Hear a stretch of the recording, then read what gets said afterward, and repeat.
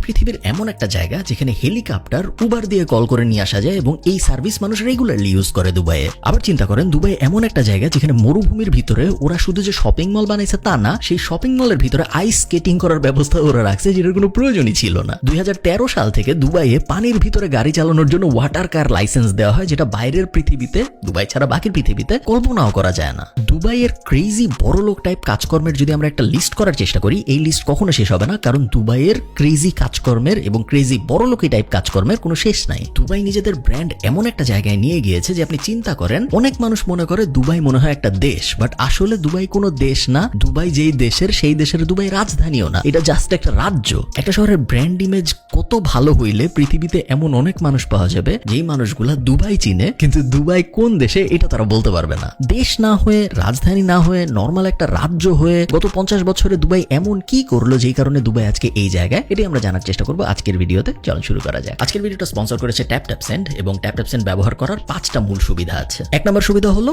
অ্যাপটা ইউজ করা পুরোপুরিভাবে ফ্রি। অ্যান্ড্রয়েড এবং iOS দুই ভার্সনই আছে, এবং আপনি যদি ইউজ করেন, আপনার টাকা পাঠাতে এবং যিনি টাকা রিসিভ করবে তার টাকা রিসিভ করতে কোনো জায়গায় কোনো ট্রানজাকশন ফি কাটা হয় না। 2 নম্বর বেনিফিট হলো খুবই ভালো এক্সচেঞ্জ রেট। আপনারা এখানে দেখতে পারবেন যে আজকের এক্সচেঞ্জ রেট কত, যেদিন আমি ভিডিওটা এডিট করতেছি ওই দিনের, বাট আপনার দিন একটু অন্যরকম হবে, বাট এক্সচেঞ্জ রেট সবসময় বেশ ভালো পাওয়া যায়। 3 নম্বর বেনিফিট হলো আপনি যাকে টাকা পাঠাচ্ছেন, আপনি সরাসরি তার নগদে, সরাসরি তার বিকাশে, সরাসরি তার ব্যাংক অ্যাকাউন্টে, বেসিক্যালি তার টাকা উঠানোর জন্য কোনো জায়গায় যেতে হবে না। টাকা সরাসরি তার এক্সিস্টিং অ্যাকাউন্টগুলোর ভিতরে চলে আসবে এবং মোটামুটি সব এক্সিস্টিং অ্যাকাউন্টেই টাকা পাঠানো যায়। 4 নম্বর বেনিফিট, খুব তাড়াতাড়ি টাকা চলে যায়। আপনার টাকা পাঠায় অপেক্ষা করতে হবে না যে রিসিভার সে অনেক দিন পর টাকা পাবে, এরকম হয় না। এবং 5 নম্বর বেনিফিট হলো আপনি যদি টাকা পাঠান এবং টাকা পাঠানোর সময় আপনি যদি KF কুপনটা ইউজ করেন, সেক্ষেত্রে আপনি যত টাকা পাঠাবেন তার সাথে 10 ইউনিট যোগ হয়ে যাবে। তো আপনি যদি কাউকে $100 পাঠান, যে রিসিভ করতেছে সে $110 পাবে। আপনি যদি কাউকে 100 দিরহাম পাঠান, ফর এক্সাম্পল, যেহেতু আমরা দুবাই নিয়ে কথাবার্তা বলতেছি, তাহলে সে 110 দিরহাম পাবে। এবং এইটার বিস্তারিত আমি ডেসক্রিপশনে উপরে নিচে সব জায়গায় দিয়ে দিব। আপনারা যারা দেশ থেকে বিদেশে বা বিদেশ থেকে দেশে বা এক দেশ থেকে অন্য দেশে টাকা পাঠাতে চান, তারা TapTapSend চেক আউট করে দেখতে পারেন। চলেন দুবাইয়ের ভিডিওতে ফেরত যাওয়া যাক। আচ্ছা, দুবাইয়ের ব্যাপারটা বোঝার আগে আপনাদের একটু জিওগ্রাফিটা বুঝতে হবে। মিডল ইস্টের একটা দেশ হলো ইউনাইটেড আরব আমিরাত। নামটা শুনে আপনারা বুঝতে পারতেছেন যে ইউনাইটেড আরব আমিরাত, তার মানে কিছু একটা ইউনাইট হয়েছে, যে কারণে ইউনাইটেড আরব আমিরাত ব্যাপারটা হয়েছে। আসলেও তাই। আপনি যদি গুগল ম্যাপে যান এবং আপনি যদি জুম আউট করেন, তাহলে আপনি দেখবেন অ্যারাবিয়ান পেনিনসুলা বলে একটা জায়গা আছে। পেনিনসুলা সাধারণত বলা হয় হলো যেই এরিয়ার বেশিরভাগ দিকেই পানি এবং একদিকে ল্যান্ড, এই জায়গাগুলোকে সাধারণত পেনিনসুলা বলা হয়। এবং অ্যারাবিয়ান পেনিনসুলা হলো পৃথিবীর সবচেয়ে বড় আনডিভাইডেড পেনিনসুলা। এত লম্বা পেনিনসুলা আর নাই। তো আপনি যদি জুম আউট করে দেখার চেষ্টা করেন, দেখবেন বাহরাইন, কাতার, এই রিজিয়নটা একটা বড় পেনিনসুলা আছে, এবং এই পেনিনসুলার ভিতরেই আসলে ইউনাইটেড আরব আমিরাতের জন্ম। এই পুরা পেনিনসুলাটা ব্রিটিশরা শাসন করতো, এবং ব্রিটিশরা আমাদেরকে যখন শাসন করছে, মানে ভারতবর্ষ যখন শাসন করছে, মোটামুটি একই সময়, তখন তো মোটামুটি পুরা পৃথিবীর 70-80% ব্রিটিশরা শাসন করতো, এবং ওই 70-80% ভিতরে অ্যারাবিয়ান পেনিনসুলাও ছিল। এটা পুরা বড় একটা রিজিয়ন, গালফের পুরা বড় একটা কন্ট্রোল ব্রিটিশদের হাতে ছিল। এবং 1966 সালের দিকে একটা টাইম আসে যখন ব্রিটিশরা রিয়েলাইজ করে, যখন ব্রিটিশদের পাওয়ার কমতেছে সেকেন্ড ওয়ার্ল্ড ওয়ারের পরে এবং আমেরিকার সুপ্রিমেসি বাড়তেছে, ওই সময় ব্রিটিশরা রিয়েলাইজ করে যে আমাদের পক্ষে এখন এত বড় বড় রিজিয়ন জাস্ট ক্ষমতা দেখানোর জন্য ধরে রাখার মতো সক্ষমতা নাই। আমাদের এয়ারফোর্সের পাওয়ার কমে যাচ্ছে, আমাদের নৌবাহিনীর উপরে এত টাকা আমরা খরচ করতে পারবো না, যেই নৌবাহিনী গালফে যে আমাদের রিজিয়ন বা আমাদের সাম্রাজ্য রক্ষা করবে, এটা এখন আর লজিক্যাল না। এবং এই নিয়ে পার্লামেন্টে অনেক ডিবেট হয়। আপনারা এই ডিবেটের ভিডিওগুলো ইউটিউবে পাবেন, কারণ ইউকের আর্কাইভ ওরা খুব সুন্দর করে রক্ষা করে, কারণ ইউকের পার্লামেন্টারি সব কথাবার্তার আর্কাইভ পাওয়া যায় অনলাইনে। এবং আরেকটা বড় ব্যাপার হলো, তার আগে যেহেতু প্রায় 200 বছরের মতো ওরা শাসন করছে, যা যা লুট করার, যা যা নেওয়ার সব ওই মরুভূমির রিজিয়ন থেকে ওরা নিয়ে ফেলছে। তো এরপরে ওই গালফ দখল করে রাখার আসলে তেমন কোনো লজিক্যাল রিজন ছিল না ইউকের, এবং এই কারণে ওরা ঠিক করে যে আমরা এই গালফ রিজিয়ন ছেড়ে দিব। 1971 সালে এই গালফের পুরো পেনিনসুলার রিজিয়নটা স্বাধীন হয়ে যায়। মজার ব্যাপার হলো 1971 মার্চে স্বাধীন হয়, যখন আমাদের যুদ্ধ শুরু হয়। আমাদের সাথে এই গালফের রিজিয়নটার, অ্যারাবিয়ান পেনিনসুলার একটা স্বাধীনতার ব্যাপারে মিল আছে। আমাদের যুদ্ধ শুরু হয়, স্বাধীনতার যুদ্ধ, এবং ওরা স্বাধীন হয় 1971 মার্চে। তো স্বাধীন হওয়ার পরে আর কোনো বড় কাহিনী হয় নাই। এই পেনিনসুলার ভিতরের যে 7টা সবচেয়ে বড় রাজ্য, এই রাজ্যগুলো ঠিক করে যে আমরা সবাই এক হয়ে একটা দেশ বানাবো, এবং ওই দেশের নামই দেওয়া হয় ইউনাইটেড আরব আমিরাত। 7টা রাজ্য মিলে একটা দেশ হলেও এইটা ঠিক ইন্ডিয়ার রাজ্য মিলে দেশ হয় বা আমেরিকায় স্টেট মিলে দেশ হয়, ওই রকম দেশ না। এখানে গণতন্ত্র বলে কিছু নাই। 7টা রাজ্যই মূলত চালাই হলো বিভিন্ন শেখরা, এবং এই সব শেখরা মিলে একটা ফেডারেশন বানায়, এবং ওই ফেডারেশনকে বলা হয় ইউনাইটেড আরব আমিরাতের সরকার। বাট মেইনলি প্রত্যেকটা রাজ্যের কন্ট্রোল আসলে ওই রাজ্যের যে শেখ, সেই শেখের কাছে। এটা একটা মনার্কি টাইপ জিনিস। মনার্কি হওয়ার কারণে এটাকে অনেকে বলে মনার কিংডম। সো মনার্কি এবং কিংডম, এই দুইটা মিলে মোনার কিংডম নাম দেওয়া হয়েছে এটা। এবং অনেকে এটাকে অটোক্রেটিক কিংডমও বলে, কারণ যেহেতু গণতন্ত্রের কোনো ওই অ্যাঙ্গেলের কোনো কাহিনীই নাই, এই কারণে একনায়কতন্ত্র ব্যাপারটা যেহেতু আছেই পুরা রিজিয়নের ভিতরে, পুরা পেনিনসুলার ভিতরে, এই কারণে অনেকে এটাকে অটোক্রেটিক রেজিম বা অটোক্রেটিক মোনার কিংডম এরকম বিভিন্ন নামে ডাকে। যাক, এই যে 7টা রাজ্য হইলো, এই 7টা রাজ্য মিলে যে ইউনাইটেড আরব আমিরাত গঠন করলো, এই 7টা রাজ্যের ভিতরে রাজধানী হইলো আবুধাবি। আমার মনে আছে আমি যখন ছোট তখন শারজাতে অনেক খেলা হইতো, পাকিস্তান অনেক খেলতো তখন শারজাতে। শারজাও কিন্তু এই 7টা রাজ্যের মধ্যে আরেকটা রাজ্য। আবুধাবি একটা রাজ্য, শারজা আরেকটা রাজ্য, এবং আজকে আমরা যাকে নিয়ে কথা বলবো দুবাই, সেটাও একটা রাজ্য। এখন আমি যদি আপনাকে জিজ্ঞেস করি যে ভাই বলেন তো দুবাই কিভাবে বড়লোক হইলো, আমি আপনাকে 5 সেকেন্ড সময় দিই। আপনার মাথায় কি আসছে? আমার ধারণা আপনার মাথায় আসছে যে দুবাই তেল বিক্রি করে বড়লোক হয়েছে। আমরা যখন মধ্যপ্রাচ্যের কথা ভাবি বা মিডল ইস্ট, এই অ্যাঙ্গেলের কথাবার্তা, এই অ্যাঙ্গেলের চিন্তা ভাবনা আমরা যখনই করি তখনই আমাদের মনে হয় যে ওদের মনে অনেক তেল আছে, ওরা অনেক তেল বিক্রি করে ওরা সবাই বড়লোক হয়েছে। এই কথা আংশিক সত্য। কাতারের দিকে আমরা যখন তাকাই, সৌদি আরবের দিকে আমরা যখন তাকাই, ওরা আসলে তেল বিক্রি করেই বড়লোক হয়েছে। এবং ইউনাইটেড আরব আমিরাত এটার ভিতরে যে 7টা রাজ্য আছে, 7টা রাজ্যের ভিতরে অনেকগুলা রাজ্য আসলে তেলের জন্যই বিখ্যাত। এবং আবুধাবি ফর এক্সাম্পল, যেটা ইউনাইটেড আরব আমিরাতের রাজধানী এবং সবচেয়ে বড় রাজ্য সম্ভবত, ওরাও ওদের মূল ইনকামটা কিন্তু তেল থেকেই করে, তেল বিক্রি করে ওরা ইনকামটা করে। দুবাই এই ক্ষেত্রে পুরোপুরি আলাদা, কারণ দুবাইয়ের মাটির নিচে তেমন কোনো তেল নাই। এবং যখন 1971 সালে স্বাধীন হয়েছে তখন 0 তেল ছিল। এখন তাও 1%-এর মতো দুবাইয়ের টোটাল জিডিপির তেল থেকে আসে 1% মাত্র। আবুধাবির 50%-এর বেশি, বাকিগুলার আরো বেশি। টাতারের কথা আমি বাদ দিলাম, ওগুলার আরো অনেক বেশি। বাট দুবাইয়ের 1%-এর মতো জিডিপিতে তেলের অবদান, যেইখানে 1971 সালে যখন ওরা স্বাধীন হয়েছিল তখন এটা 0% ছিল, ওদের তেলের কোনো অবদানই ছিল না। ইনফ্যাক্ট যখন এই স্বাধীনতাটা আসলো 1971 সালে এবং যখন এই রাজ্যগুলো মিলে ইউএই গঠন করলো, তখন অনেক মানুষ দুবাই ছেড়ে শুধুমাত্র এই কারণেই চলে গেছিল, কারণ ওদের মনে হয়েছিল যে আশপাশের পুরাটাই তো মরুভূমি, পুরাটারই কোনো জিওগ্রাফিক্যাল অ্যাডভান্টেজ সেরকম নাই, বাট এটলিস্ট বাকিগুলার তেল আছে। দুবাইয়ের তাও নাই। তো দুবাইয়ের যারা মানুষজন ছিল তারা আশপাশের যে রাজ্যগুলা, শারজা বলেন বা আবুধাবি বলেন বা আশপাশের বাকি যে 4টার মতো রাজ্য আছে, ওগুলা চলে গেছিল, কারণ ওদের মনে ছিল যে দুবাইয়ের কোনো ভবিষ্যৎই নাই। ফাস্ট ফরওয়ার্ড করে 50 বছর দুবাইয়ের ভবিষ্যৎ কি হয়েছে আমরা দেখছি। দুনিয়ার সবচেয়ে বড় বড় ইনফ্রাস্ট্রাকচার বলেন, দুনিয়ার সবচেয়ে বড় বড় কোম্পানি বলেন, দুনিয়ার সবচেয়ে বেশি লাক্সারিয়াস লাইফস্টাইল বলেন, বা দুনিয়ার সবচেয়ে বেশি টাকা খরচ করনেওয়ালা মানুষ বলেন, দুনিয়ার সবচেয়ে বড় বড় হোটেল বলেন, র্যাঙ্কিং এ আমি যাই করি দুবাই এখন উপরের দিকে বসে। এই সব কিছু দুবাই করছে মাত্র 50 বছরে। এবং আমরা হিসাবটা খুব সুন্দর করে দেখতে পারি, কারণ আমাদের স্বাধীনতার বয়সও 50 বছর, তো বাংলাদেশের স্বাধীনতার বয়সও 50 বছর, দুবাইয়ের এবং ইউএইর পুরোটা স্বাধীনতার বয়সও 50 বছর। বাংলাদেশ একটা দেশ, দুবাই জাস্ট একটা শহর, একটা রাজ্য। কম্প্যারিজন আসলে করাই যায় আমরা যদি করতে চাই, এবং এই কম্প্যারিজন করে আমরা দেখতে পারি যে দুবাই কত তাড়াতাড়ি, কত ভয়ঙ্কর ভাবে আগিয়ে গিয়েছে। প্রশ্ন হলো ওরা কিভাবে আগালো। একটু পিছনে যাই, 1700 সালের দিকের কথা। তখন আরব পেনিনসুলায় মানুষের মূল আয়ের উৎস ছিল মুক্তা। আরবের সাগরের ভিতরে মানুষ ঝাঁপ দিত, মুক্তা আহরণ করত। আবুধাবি বলেন, দুবাই বলেন, এখানে ছোট ছোট গ্রাম ছিল, ওখানে মুক্তা আহরণের জন্য মানুষ ঝাঁপ দিত, মুক্তা আহরণ করত। সেই মুক্তা কখনো কখনো ব্রিটিশদের বেচত, বিভিন্ন আফ্রিকার রিজিয়ন থেকে মানুষজন আসতো মুক্তা, কিন্তু মুক্তা নিয়ে আবার নিজেদের যে রাজ্য ছিল ওগুলায় ফেরত যাইতো। মুক্তা বেচা অর্থনীতি ছিল মূলত, তখন তো ইউএই হয় নাই, সো দুবাই বলেন, আবুধাবি বলেন, শারজা বলেন, এগুলার মুক্তা বেচা অর্থনীতি ছিল এদের অর্থনীতি। খুবই গরিব দেশ ছিল, অন্য কিছু করার কোনো উপায় ছিল না, কারণ মরুভূমি। আপনি চাইলেই চাষবাস করে ফসল ফলানো শুরু করতে পারেন না, এবং আশপাশে কিছু নাই, 3 সাইডে সাগর এবং 1 সাইডে ল্যান্ড, আমরা জানি যে পেনিনসুলা। সো আশপাশে অন্য যে অনেক অপরচুনিটি এরকমও না, এবং গভর্ন হচ্ছে ব্রিটিশদের দ্বারা, এবং আমরা জানি যে ব্রিটিশরা গভর্ন করার সময় এমন কোনো আহামরি আনন্দ তো রাখে না মানুষদের। তো সব দিক থেকে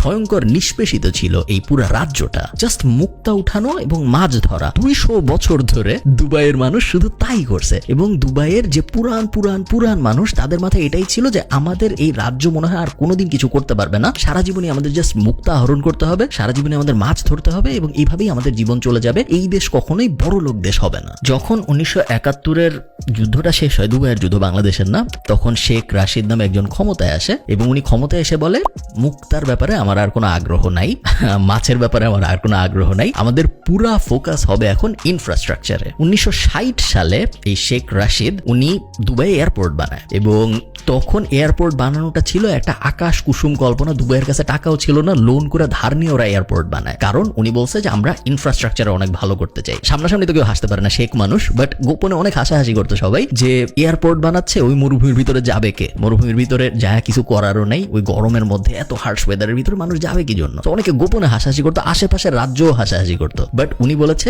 যে না, আমাদের ইনফ্রাস্ট্রাকচারে দুনিয়ার সেরা হতে হবে। খুব তাড়াতাড়ি, একদম খুব র্যাপিডলি মরুভূমির উপরে রাস্তা হয়, সেই রাস্তার উপরে ফ্লাইওভার হয়। ইনফ্রাস্ট্রাকচারালি দুবাই একদম একটা প্রাইম এক্সাম্পল হয়ে যায় যে কত তাড়াতাড়ি ইনফ্রাস্ট্রাকচার ডেভেলপ করে মরুভূমির উপরে রাস্তা, সেই রাস্তার উপরে বাড়ি, খুব সুন্দরভাবে ইনফ্রাস্ট্রাকচার ডেভেলপমেন্ট ওরা করে ফেলে। কিন্তু তারপরেও একটা সমস্যা থেকে যায়। হ্যাঁ, আমি বুঝলাম তোমার মরুভূমির উপরে এখন রাস্তা আছে, বাট তার মানে কি আমি তোমার দেশে আসবো আমার ব্যবসা নিয়ে? তাও রাস্তা এনাফ রিজন না আসার জন্য, তাই না? কারণ আমাদের কাছেও রাস্তা আছে, বাকি পৃথিবীর যে দেশগুলো আছে ওদের কাছেও রাস্তা আছে। এমন কিছু নাই আসলে দুবাইয়ের যেই কারণে আমি আমার দেশের ব্যবসা দুবাইয়ে নিয়ে যাব, কোনো কারণই নাই। জাবের আলী ফ্রি জোন নামে 1985 সালে দুবাই একটা ফ্রি জোন বানায়। আপনারা যারা ফ্রি জোনের কনসেপ্টটা জানেন না, বাংলাদেশেও আছে এই জিনিস। দেশের ভিতরে একটা জোন বা একটা রিজিয়নকে বলা হয় ফ্রি জোন, যেখানে বিদেশি কোম্পানিগুলো এসে ওদের ব্যবসা দাঁড় করাইতে পারবে। এবং ফ্রি জোনে সাধারণত অনেক ইনসেন্টিভ দেওয়া হয়, কখনো কখনো ফ্রি অফিস দেওয়া হয়, কখনো কখনো নিরবিচ্ছিন্ন বিদ্যুৎ সেবা টেবা এই ধরনের জিনিসপত্র দেওয়া হয়, ট্যাক্স অনেক কমায় ফেলা হয়। যারা ফ্রি জোনের ভিতরে তাদের কোম্পানি সেট আপ করে তাদের জন্য এরকম অনেক বেনিফিট দেওয়া হয়। তো দুবাই 1985 সালে এই জিনিস করা শুরু করে।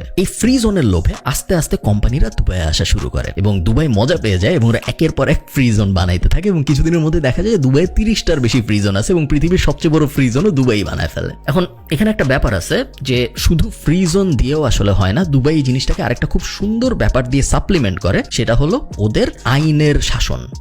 ওরা যেটা করে, ওরা বলে যে আমরা পৃথিবীর সবচেয়ে নিরাপদ দেশ বানাইতে চাই, যাতে শুধু তুমি এসে ফ্রি জোন তো এনাফ বেনিফিট তোমার ব্যবসা সেট আপ করার জন্য, বাট তুমি যদি নিরাপত্তা না পাও তাহলে এই ব্যবসা সেট আপ করে কি লাভ, তাই না? ওরা বলে যে দুবাই হবে দুনিয়ার সবচেয়ে নিরাপদ সিটিগুলার একটা, যেখানে তুমি যদি টাকা ফালায়ও রাখো তাও কেউ টাকা নেবে। এবং আজকে আসলেও তাই হয়েছে। দুবাই পৃথিবীর একমাত্র দেশ যেখানে ক্রাইম প্রত্যেক বছর আগের বছরের থেকে কমতেছে এবং গত 7 বছরের স্ট্যাট যদি আপনি দেখেন, শুধু গাড়ি চুরি বাড়ছে, এছাড়া রেপ বলেন, থেফট বলেন, রাস্তায় মারামারি বলেন, ড্রাগ নিয়ে কিছু বলেন, যত আপনি ক্রাইটেরিয়া দেখবেন প্রত্যেক ক্রাইটেরিয়ায় দুবাইয়ের ইমপ্রুভমেন্ট হয়েছে। সো ক্রাইম নিচের দিকে গেছে। দুবাইয়ের সেফটি ইন্ডেক্স এখন 84%, যেটা দুনিয়ার সবচেয়ে বেশি সেফটি ইন্ডেক্স গুলার একটা, যেখানে আমেরিকার 50%-এরও নিচে বেশিরভাগ রিজিয়নের। 2016 সালে প্রত্যেক 1 লাখ মানুষের মধ্যে 42টা ইনসিডেন্ট হইতো ক্রাইমের দুবাইয়ে। এবং এই 42টা হইলো সব মিলায়, যে খুন থেকে শুরু করে, ছিনতাই থেকে শুরু করে, গাড়ি চুরি থেকে শুরু করে সব ক্রাইম মিলায় দুবাইয়ের পুলিশের কাছে 42টা কমপ্লেন করা হইতো প্রত্যেক 1 লাখ মানুষের জন্য। ওইটা দুবাই পুলিশ কমায় 2022-এ 36-এ নিয়ে আসছে।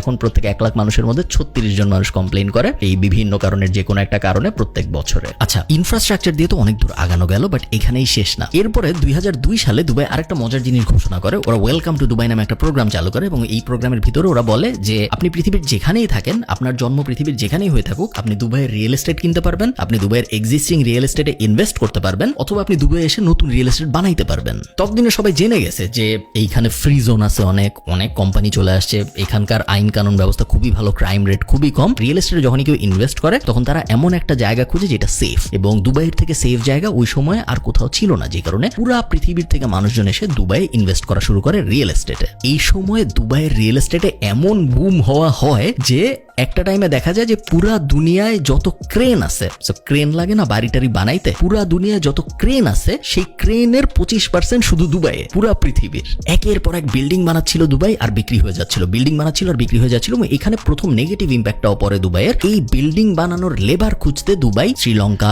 বাংলাদেশ, ইন্ডিয়া, পাকিস্তান ওই রিজিয়ন থেকে মানুষ আনা শুরু করে। এবং এই লেবারদের কিরকম কন্ডিশনে রাখা হয়, লেবারদের সাথে কিরকম আচরণ করা হয়, ওদের সাথে কি ভালো আচরণ করা হয় নাকি খারাপ আচরণ করা হয়, এইটা নিয়ে অনেক কন্ট্রোভার্সি হওয়া শুরু হয় পুরা দুনিয়ায়। যে কন্ট্রোভার্সি আজকে পর্যন্ত চলতেছে। সিমিলার কন্ট্রোভার্সি আপনারা জানেন যে কাতারের সাথেও হয়েছে যখন কাতার ওয়ার্ল্ড কাপ অর্গানাইজ করলো। বাট মজার ব্যাপার হলো পশ্চিমা দেশগুলা কন্ট্রোভার্সি বা এই আলাপ আলোচনা করছে লেবার মার্কেট নিয়ে, লেবারদের সাথে ট্রিটমেন্ট নিয়ে অনেক সমালোচনা করছে, কিন্তু না থামাইছে দুবাইয়ে যাওয়া প্রত্যেক বছরই বাড়ছে, না থামিয়েছে দুবাইয়ে ইনভেস্ট করা প্রত্যেক বছরই বাড়ছে।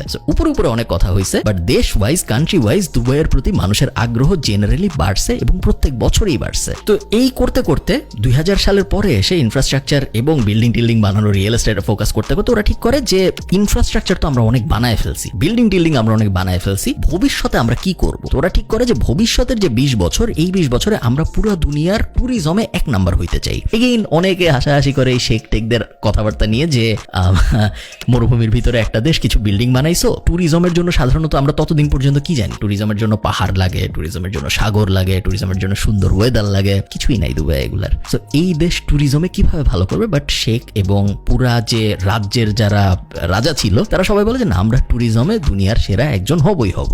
এবং এর পরের থেকে ওরা ইনফ্রাস্ট্রাকচার কমাইছে এরকম না, উল্টা ইনফ্রাস্ট্রাকচার বাড়ছে, বাট ইনফ্রাস্ট্রাকচারের সাথে ওরা ট্যুরিজমের একটা অ্যাঙ্গেল বসাইছে। এরপরে যখন কেউ বাড়ি বানাইতে আসছে তখন দুবাই ওকে জিজ্ঞেস করছে, নর্মাল বাড়ি বানাবা কেন, পৃথিবীর সবচেয়ে লম্বা বাড়িটা বানাই। নর্মাল শপিং মল বানাবা কেন, পৃথিবীর সবচেয়ে বড় শপিং মলটা বানাই। সো ইনফ্রাস্ট্রাকচারের ফোকাস, রিয়েল এস্টেটের ফোকাস ঠিকই থাকছে, বাট একই সাথে ওরা একটা ট্যুরিজম কম্পোনেন্ট উপরে বসাইছে যেন ইনফ্রাস্ট্রাকচার গুলাই ট্যুরিজমের জন্য আকর্ষণ হয়। আলাদা করে ট্যুরিজমের জন্য কিছু বানানো না লাগে। উঁচা একটা বিল্ডিং বানাইলে পৃথিবীর, ওটা ইনফ্রাস্ট্রাকচারও হইলো, ওটা আমার রিয়েল এস্টেটও হইলো, একই সাথে ওটা ট্যুরিজমও হয়ে গেল। কারণ পৃথিবীর সবচেয়ে উঁচা বিল্ডিং দেখতে পুরো দুনিয়ার থেকে মানুষ আমার কাছে আসবে। তো দুবাই এয়ারপোর্ট বড় করে পৃথিবীর সবচেয়ে বড় এয়ারপোর্ট গুলার একটা বানায়, দুবাই বার বানায়, ক্লাব বানায়, শপিং মল বানায়। এমন কিছু নাই যেটা ট্যুরিস্টদের লাগবে যেটা দুবাই বানায় না। এখানে একটা ব্যাপার আমরা বুঝতে হবে, দুবাই বালি ট্যুরিজম বা থাইল্যান্ড ট্যুরিজম এরকম ট্যুরিজম চায় নাই। দুবাই চেয়েছে এমন ট্যুরিজম যেখানে মানুষ আসবে এবং মানুষের খরচ করার জায়গার কোনো অভাব হবে না। দুবাই চায় মানুষ দুবাইয়ে আসুক, মানুষ ইচ্ছা মতো খরচ করুক, কারণ ওরা চায় ট্যুরিজম হবে ওদের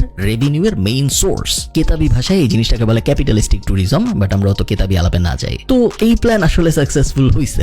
আমরা যদি গত 50 বছরের দিকে তাকাই, দুবাই এখন পৃথিবীর 3 নম্বর ধনী পার ক্যাপিটায়। প্রথমে হইল কাতার, তারপর লুক্সেমবার্গ, ইউরোপের একটা দেশ। লুক্সেমবার্গ নিয়ে আমার একটা ভিডিও আছে, আপনারা যারা দেখেন নাই দেখতে পারেন, আমি লুক্সেমবার্গ গেছিলাম। এবং থার্ড হলো দুবাই, এবং এখানে কোনো স্টপিং নাই, থামবে এরকম কোনো ইন্ডিকেশন দেখা যাচ্ছে না, উল্টা প্রত্যেক বছরই আরো ভালো হচ্ছে। মনে আছে আমি বলছিলাম যে দুবাই 30টারও বেশি ফ্রি জোন বানায় ফেলছে ইকোনমির, এবং এই 30টার মধ্যে সবচেয়ে বড় যেটা, সেই একটার থেকেই দুবাইয়ের ইনকাম হয় $80 বিলিয়ন বেশি, এবং ওই একটাতেই কাজ করে প্রায় 1.5 লাখ মানুষ। তো আপনি বুঝতে পারতেছেন যে ফ্রি জোন বানানোতে দুবাইয়ের আসলে কিরকম বেনিফিট হয়েছিল। আমি যদি বলি পৃথিবীর সবচেয়ে বড় এক্স, এই এক্স এর জায়গায় আপনি যাই বসান চান্স আছে ওটা দুবাইয়ে। তো দুবাই ট্যুরিজমের জন্য কি কি করছে ওটা বলে আমি আর এই ভিডিও বড় করলাম না, কারণ আপনারা সবাই জানেন যে দুবাইয়ের ট্যুরিজমের জন্য আসলে কি কি ধরনের কাজকর্ম করা হয়। সো আমরা দুইটা ব্যাপার এখন পর্যন্ত দেখতে পাচ্ছি।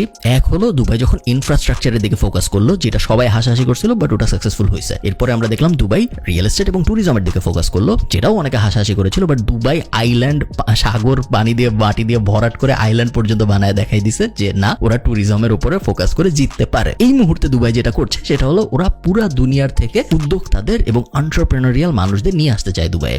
আপনারা যারা দুনিয়ার খোঁজ খবর রাখেন তারা হয়তো দেখছেন যে দুবাই এখন এন্টারপ্রেনার ভিসা দিচ্ছে। দুবাই ট্যাক্স 0% করে ফেলছে, যে বাকি দুনিয়ায় ট্যাক্স দিতে হয়, দুবাই আসলে তোমার কোনো ট্যাক্স দিতে হবে না। তুমি পার্সোনাল ইনকাম ট্যাক্স বলো, কর্পোরেট ট্যাক্স বলো, ক্রিপ্টোকারেন্সি বেচা ট্যাক্স বলো, কোনোটারই কোনো ট্যাক্স নাই, সব ফ্রি। এবং কোম্পানি সেট আপ করতে লাগে 1 ঘন্টা, কোম্পানি সেট আপ করার জন্য যাইতেও হয় না। পুরা দুনিয়ার থেকে আস্তে আস্তে ব্রাইট মানুষজন যারা ব্যবসা দাঁড় করাইতে পারে, যারা ব্যবসা দাঁড় করাইতে আগ্রহী বা যাদের এক্সিস্টিং ব্যবসা আছে, সবাই আস্তে আস্তে কিন্তু দুবাইয়ে যাওয়া শুরু করছে। এবং আগামী 50 বছর পরে এটা দেখলে একদমই অবাক হওয়ার কিছু নাই যে পৃথিবীর সবচেয়ে বড় বড় ব্যবসাগুলা দুবাইয়ের ভিতরে হচ্ছে। দুবাইয়ের এই গ্রোথ স্টোরিটা থেকে খুব ক্লিয়ারলি বোঝা যায় যে 50 বছর আসলে অনেক সময়, যদি কেউ সদিচ্ছা থেকে এবং অ্যাকচুয়ালি কাজ করার জন্য কাজ করে। এবং ওই এক্সকিউজটা যখন কোনো দেশ দেয় যে আমেরিকার তো 250 বছর লাগছে, আমরা মাত্র 50 বছরে কি করব, তখন এই জিনিসটাও দেখা উচিত যে দুবাইয়ের কিন্তু আসলে মাত্র 50 বছর লাগছে, সবার 250 বছর লাগে না। এবং এটারই একটা প্রাইম এক্সাম্পল হলো দুবাই। ভালো থাকেন সবাই, আশা করি দুবাইয়ের স্টোরিটা আপনাদের ভালো লেগেছে। আপনাদের সাথে আমার দেখা হবে পরের কোনো একটা ভিডিওতে। টাটা।